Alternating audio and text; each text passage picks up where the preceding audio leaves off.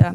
Hello everyone, thank you for having me here this evening, and solidarity to all left-wing Jews. It's an absolute pleasure to come here and speak about the experiences of black members in the Labour Party. So for me, if you don't know who I am, I actually didn't join the Labour Party to fight racism. I actually joined it to end homelessness. That's what I'm passionate about, and that's what I will continue to fight. But over the course of the pandemic, I did join Labour Black Socialists, which actually was formed in 2018 for black members to obviously get together. I'm talking about black members in the sense of political black members, so we've got black, Asians and other ethnic minorities within the group. What we were obviously trying to achieve with the group was for black members to obviously become more motivated and fighting and organising for issues that concerned all of our communities. However, when I joined in 2020, I literally joined at a time where members were demotivated, demoralised, due to the fact that they were making complaints about racism that they had faced and they were being completely ignored. And from that, we decided that we wanted to organise, but we didn't know how we were going to go about it. So,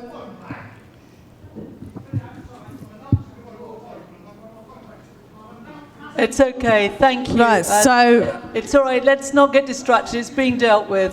Thanks, right. comrades. Sorry, Andrea. Yeah, okay.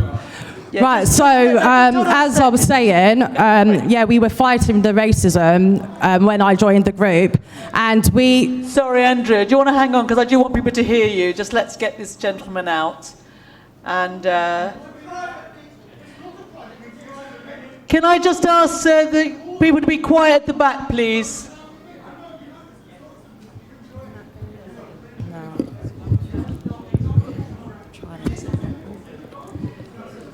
Can I ask this conversation to be taken outside, please, and have respect for our speaker? Thank you. Well, could you please just leave? Thank you very much.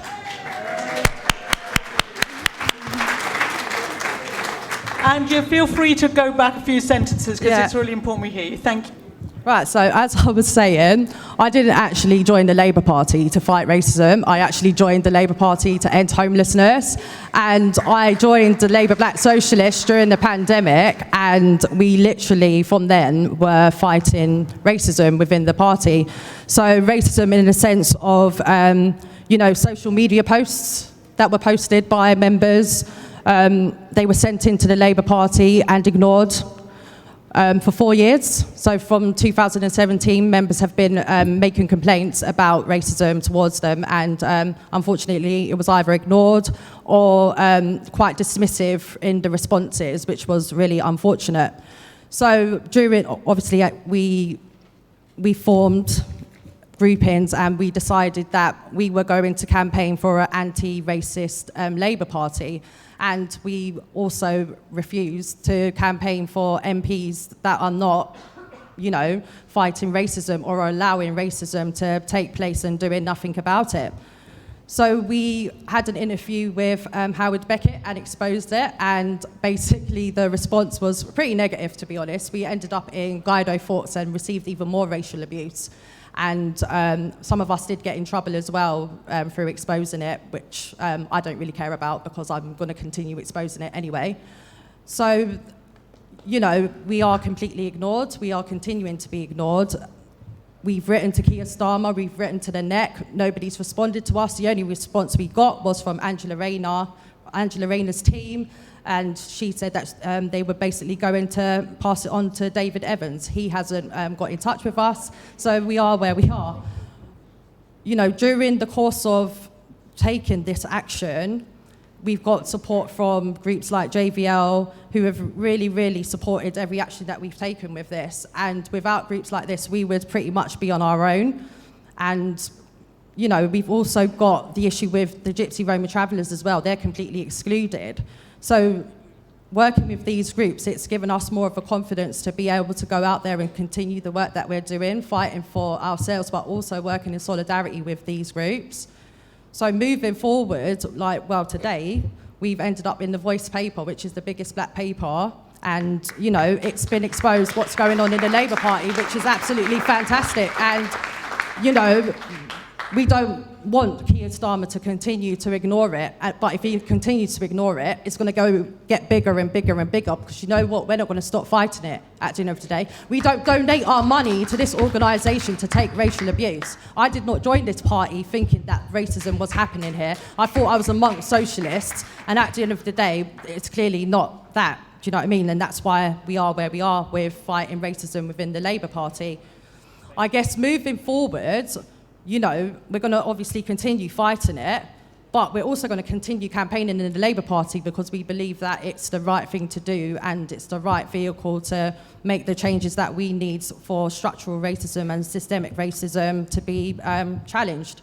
And, you know, it's just unfortunate that we are literally not supported by the leadership in any sense at all. It's unfortunate that that he hasn't even bothered to communicate with us through email, and it's unfortunate that we've had to expose it publicly. Like, we didn't want it to get this far, but obviously it's had to go this route.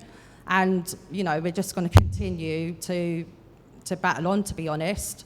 And we've got people that are running for councils being blocked, like through the disillusionment of being in the Labour Party. I'm now the only African and Caribbean woman running for election in the council next year from my constituency. And one part of the constituency has 55% Black and Asian people, and not one of those councillors are Black or Asian. So it's absolutely, you know, disgraceful what's going on, and it's not bringing any more Black people into the party. I'm seeing droves leaving. I'm seeing droves leaving with mental health issues. I'm seeing droves leaving unmotivated, demotivated, and disillusioned. And it's absolutely shocking that nothing is being done about it, and it's literally being left to us to keep on fighting. And, you know, if we, like I said, if we didn't have that support from other groups, like, it literally would just be us continuing the battle and not getting anywhere with it. So I like to, you know, express my gratitude and thanks to JVL and the Gypsy, Roma and Traveller community for supporting us with what we've been doing and trying to achieve in terms of making the Labour Party an anti-racist party. Do I think that we can achieve it? We can achieve it if we have all of you guys supporting us and continuing to show out to our events, obviously continuing to see me on Socialist Telly as well. Do you know what I mean? All of that helps us to bring out exactly what Black activists are doing. Not all of us are here to, you know, fight racism all the time. That's not what we want to do. But at the end of the day, like, you know, we have to do it because we're fighting for our existence here. We're not fighting for careers, we're fighting for our existence. Do you know what I mean? Not all of us want to be councillors or MPs and that we just want to be activists, but we want to be in a safe environment, not an environment that makes us feel unsafe and not able to have our voices heard.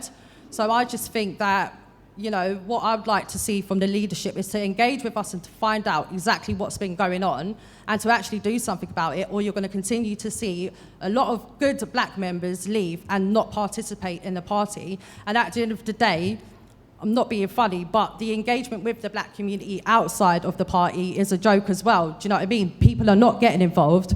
So I've recently started a Black Wandsworth community group, and they don't have a clue who their councillors are. They don't have a clue who to go to if they need support. They don't want to get involved because nobody's engaging with them. So, you know, it's not just us you're losing. You're going to potentially lose the Black community as well if you don't have people like us in the party. Do you know what I mean? It just doesn't make sense why you wouldn't want to deal with this situation, to be honest.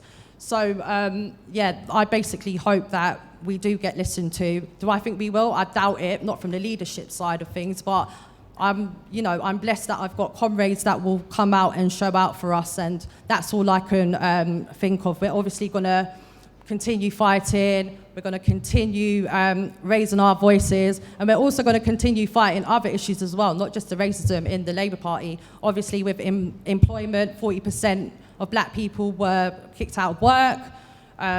Black women are 5 times more likely to die during pregnancy or birth. Exclusion rates for Black children they're 4 times more likely to be excluded from school, in particular African and Caribbean boys. there's just so much going on within our community. And you know what? To be honest, fighting racism in the Labour Party is the last thing that I should even be prioritising. I should be prioritising my community, and it's not happening because Keir Starmer and his team are not engaging with the members that have been affected by this. So at the end of the day, if you sort this out, then we can go back to what we actually joined the party for, which was to fight for our people's voices to be heard. That's literally all we want to do. So thank you for having me this afternoon.